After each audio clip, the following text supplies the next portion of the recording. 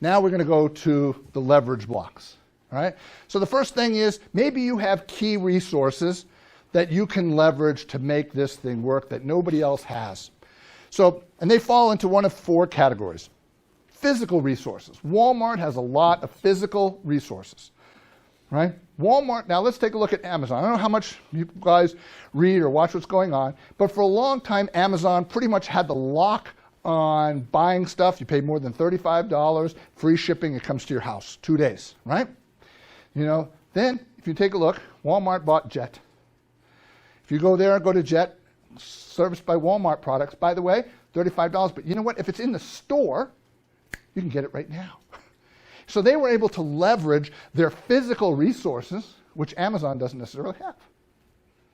Now, there's a side note to that, because they have a physical location. There's a sales tax component in there that you might not have with Amazon, but with use taxes and everything else, quite frankly, you still owe those. It's just most people don't as a consumer, quite frankly. But now, so they have vehicles, buildings, machines, distribution networks that allow them to do that. Amazon, in the same token, realized that they had this huge data warehouse, or they just said, listen, we have this massive distribution system, and so now you can buy a store on Amazon, not buy, but get a store on Amazon whereby you have all of your material sourced by them, and all you have to do is have a website that sells it. The orders go to Amazon, they fulfill it and send it through their distribution channels.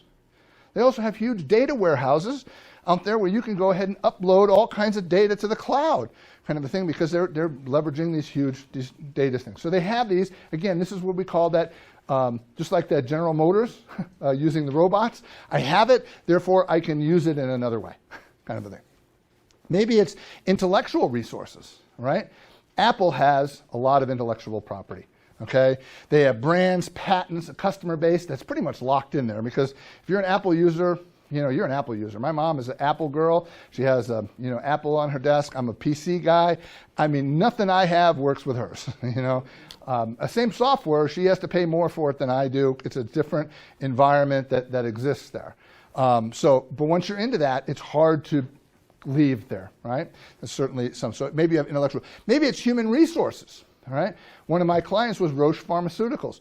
Huge numbers of scientists and engineering labs and all kinds of stuff. You know, anything that goes into coming up with a new cancer drug or something along that line, it takes forever to do that. And I mean, that's a lot of human resources that they effectively have. That's hard to reproduce, right? You couldn't just say, listen, I'm going to create a pharmaceutical company and go out there, because you can't get access to those employees. And maybe you've got huge financial resources. I'll use Verizon as an example. You know, Verizon goes and buys that phone, let's say from Samsung, and then they put you on a 2-year lease plan, and effectively they make money because you bought the phone from them, and then you're making payments in addition to your access fees, right, to go in there and do that. Plus, the best part of that is they just locked you into a 2-year commitment for that period of time, right? Or if you're like my kids, you get that 6-month commitment, you pay twice as much, and you get to change your phones out every 6 months. Okay. So maybe it's key activities, right? Maybe you have a very efficient organization, right? You've got operations that are unmatched, or marketing things that you do. And so I won't go into all those. These are all the kinds of things that are typical in any kind of a business. But I will simply say that key activities, maybe you're just really good about execution, better than anybody else. All right? We'll jump to the next one, is partners, key partners. All right? So here we are talking about key partners. There are a distinction I want to make between what I'll call suppliers and partners. Okay? A supplier is generally somebody who's going to provide, we'll call it something relatively commodity-based. All right?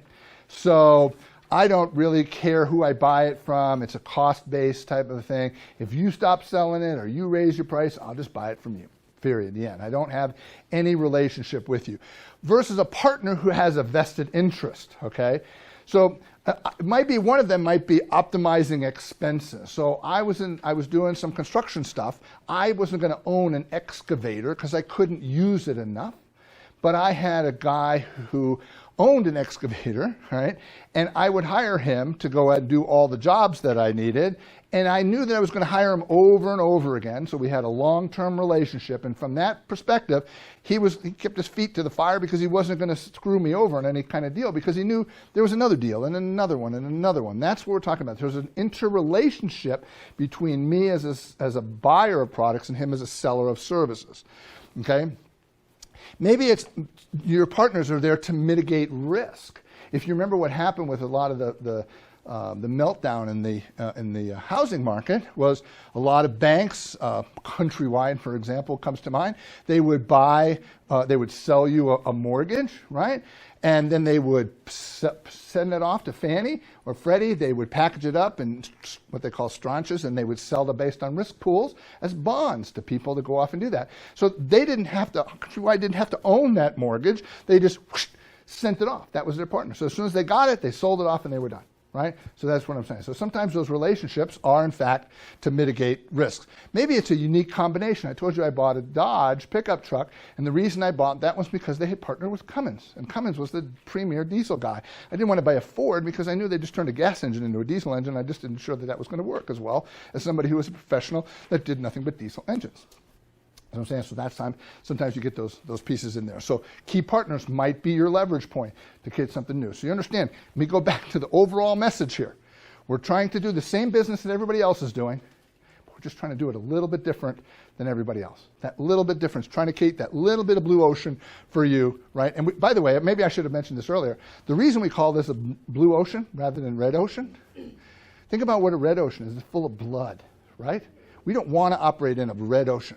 And why is it bloody? Because everybody's trying to pick at everybody else. So you compete in that environment, and your competitors are biting at you, and that blood in the water is yours, okay? When you're in a blue ocean, there's no other predators out there, pinging on you. That's what we want. We want you to catch that little bit of blue ocean so you don't have to keep looking over your back the whole time, and you got a little bit of uniqueness out there to go off and do that, right?